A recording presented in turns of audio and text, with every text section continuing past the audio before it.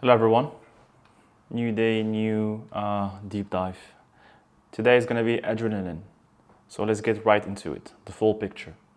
Your heart is pounding, your vision sharpens, time seems to slow down.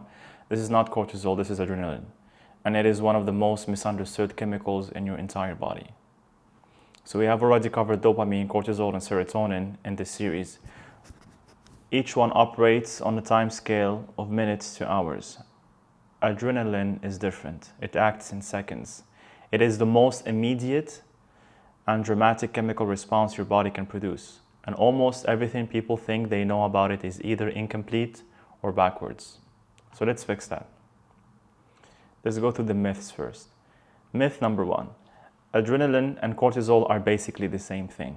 The truth is, they are completely different hormones with different origins, different speeds, and different jobs.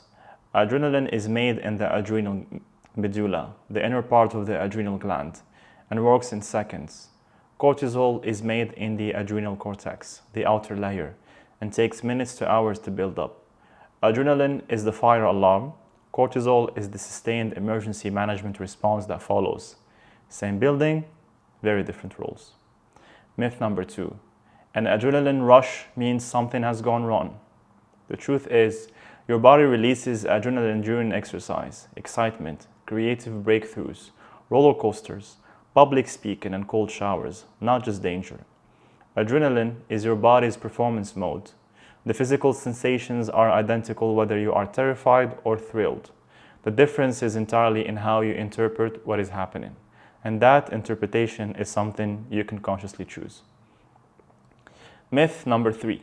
The response is always fight or flight. The truth is, the stress response has at least 4 modes, not 2.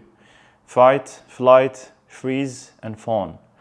Freezing, where the body locks up and goes still, is just as biological as fighting or running. Many people experience freeze as their default response under extreme stress and feel ashamed about it. There is nothing wrong with you. It is an ancient survival mechanism, and understanding it is the first step to work with it.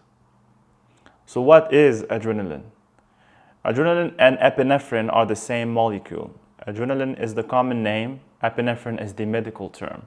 Both refer to the same hormone produced by your adrenal glands in response to a perceived threat or challenge. So where is it made? It's made in the adrenal medulla, the inner core of your adrenal glands, released directly into the bloodstream on command from the brain's alarm system. How fast does it work? Within 1 to 3 seconds of a perceived threat, adrenaline is already in your bloodstream. Its effect peak within a minute and largely clear within 5 to 10 minutes. What triggers it? The amygdala detects a threat and signals the hypothalamus, which activates the sympathetic nervous system. The adrenal medulla gets the message and releases adrenaline instantly. So what turns it off? Once the brain decides the threat has passed, the parasympathetic nervous system takes over. Slow breathing directly accelerates this process by activating the vagus nerve. The key distinction from the series is that dopamine makes you want, cortisol sustains the alarm, and adrenaline pulls the trigger. So what happens to your body in seconds? For those that are listening and not watching, there is a beautiful diagram that we can go through still. The first thing that happens when adrenaline is released is your brain becomes laser focused, tunnel vision, rational thinking narrows, your eyes, pupils dilate to let in more light and improve detection. Your heart rate and force both increase to pump blood to muscles. Lungs, airways open wider for faster oxygen delivery to muscles. Liver releases stored glucose for immediate energy. Muscles, blood flow redirected here. Temporary strength surge. Digestion temporarily shuts down, not a priority right now. Skin, sweating begins. Blood moves away from the surface. So all this happens within 1 to 3 seconds of the brain detecting a threat or a challenge. Every one of these changes has a survival purpose. Adrenaline does not malfunction. It does exactly what it was built to do. The question is whether the context deserves it or not. The superhuman effect. Adrenaline is behind documented cases of people lifting cars off trapped family members and other feats of extreme strength under pressure. The strength and endurance reserves your body normally protects are temporarily unlocked. This is not a myth, it is real physiology, and it reveals just how much capacity your body holds back under normal conditions. And I can attest for this. When I was, I think, 7 or 8 years old, these stray dogs were chasing after me, and I've never ran this fast in my life for that long. I was running for so long that I couldn't believe that I was still keeping up and going that fast. And I think everyone had experienced something similar. So now let's talk about the performance sweet spot. Here is one of the most important ideas in performance psychology, and it is directly powered by adrenaline. It is called the Yerkes-Dodson law, and it explains why some pressure makes you better and too much breaks you down. If your adrenaline is too low, which means also the level of arousal is low, you'll be in the boredom zone, flat and unmotivated. If it is too high, then now you are in a panic zone, overwhelmed, and you will most likely just shut down. But if you are in a moderate level, where you hit that nice mid-range, you will be focused, sharp, and performing extremely well. And this is what we also call the zone, or state of flow. This is something that athletes can hit. This you will see, for example, in anime, or you can see this concept has been documented multiple ways. And it's something that I've been able to achieve multiple times due to my ADHD. And when you hit that state of flow, or the zone, you can work endlessly for hours without feeling time at all. So too little arousal and you feel flat and disengaged, too much and you panic and underperform. The goal is not to eliminate adrenaline. The goal is to find and stay in the zone where it sharpens you. The ADHD angle. People with ADHD often have a higher threshold for optimal arousal. We're just living life on hard mode here. This means they need more stimulation to reach the zone where the brain performs best. The constant seeking of novelty, intensity, and stimulation that characterizes ADHD is not a flaw.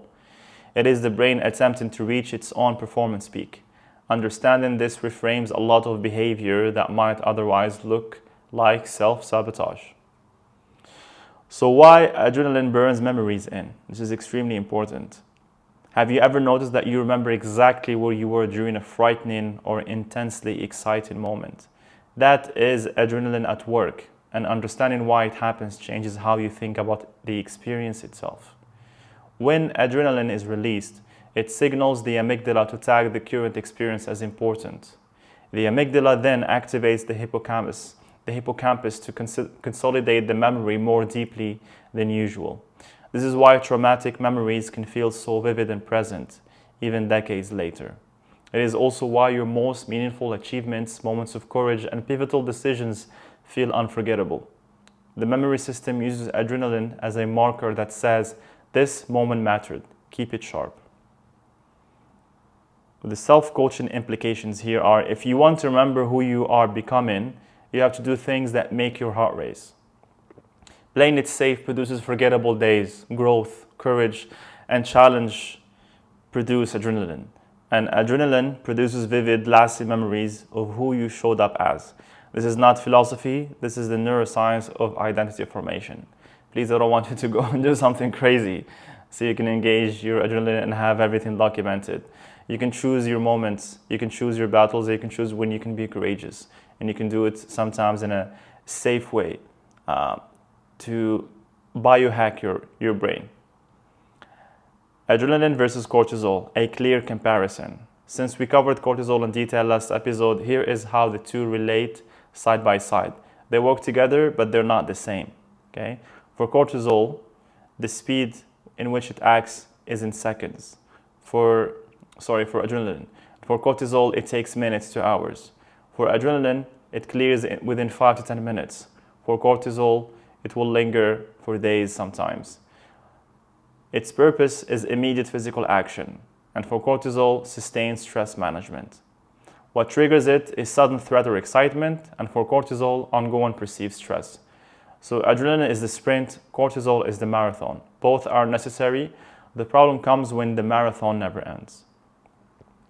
How to use adrenaline productively. You cannot stop adrenaline from being released, but you can change what it does to you by changing how you interpret it. Reframe anxiety as excitement. A 2014 Harvard study by Alison Woodbrooks found that people who said, "I am excited" before a stressful task performed significantly better than those who tried to calm themselves down. The physiological state of anxiety and excitement are nearly identical. The difference is the story you tell yourself about what the feeling means. Telling yourself you are calm is hard because your body knows otherwise. Telling yourself you are excited works because it is true.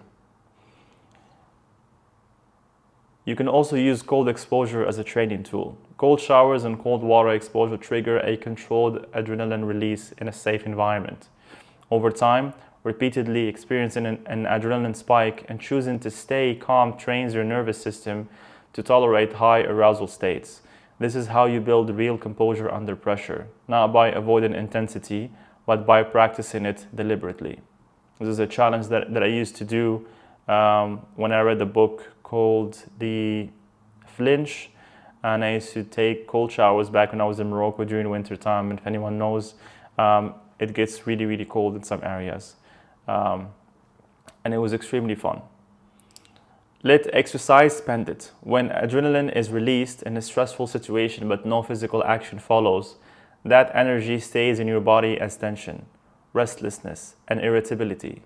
Exercise completes the cycle. It gives the adrenaline somewhere to go. This is one of the most underappreciated reasons why physical training stabilizes mood. Breathe to come down. Exhale longer than you inhale. A long exhale directly activates the parasympathetic nervous system through the vagus nerve. Try inhaling for 4 counts and exhaling for 8. The adrenaline response begins to quiet almost immediately. Number 2, cold water on your face. Splashing cold water on your face activates the dive-in reflex, an ancient response that slows heart rate rapidly, used by cardiologists and special forces operators alike. Number 3, name what is happening. Research by Matthew Lieberman at UCLA shows the labeling an emotion in words reduces its intensity in the brain. Simply saying, "I am feeling adrenaline right now," reduces the amygdala response and restores prefrontal cortex control. Now for your daily adrenaline protocol. Working with adrenaline every day. Morning, use the natural cortisol and adrenaline window. Both hormones are elevated in the morning. This is your peak window for hard work, challenging conversations, and demanding tasks. Use it instead of easing into the day with passive scrolling. Cold exposure as daily resilience training. A cold shower is a controlled adrenaline event. Every time you choose to stay calm inside it, you are training your nervous system to tolerate pressure without collapsing. Do at least one thing that makes you slightly uncomfortable. Not dangerous, just outside the comfort zone. A hard conversation, a new skill, a public moment, a heavier weight. Small regular doses of productive adrenaline build long-term courage. Exercise to complete the stress cycle.